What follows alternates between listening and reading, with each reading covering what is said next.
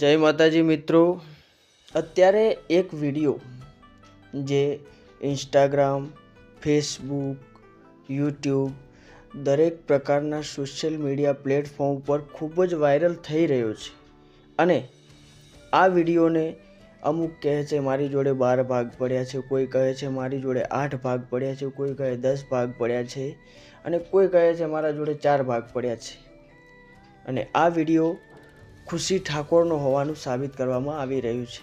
તો મિત્રો, આ વિડીયો 100% એવું ના કહી શકાય કે ખુશી ઠાકોરનો જ વિડીયો છે।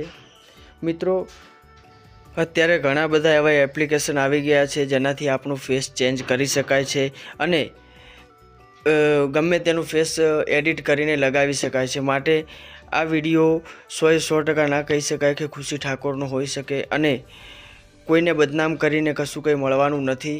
માટે મારી એક વિનંતી છે કે આ વિડીયોને શેર કરવામાં કોઈ વધારે હાથ લાંબો કરશો નહીં અને જેમ બને તેમ તમારા જોડે જેટલા પણ વિડીયો હોય અથવા તો જે પણ ક્લિપ પડી હોય એને ડિલીટ કરવા મારી વિનંતી છે।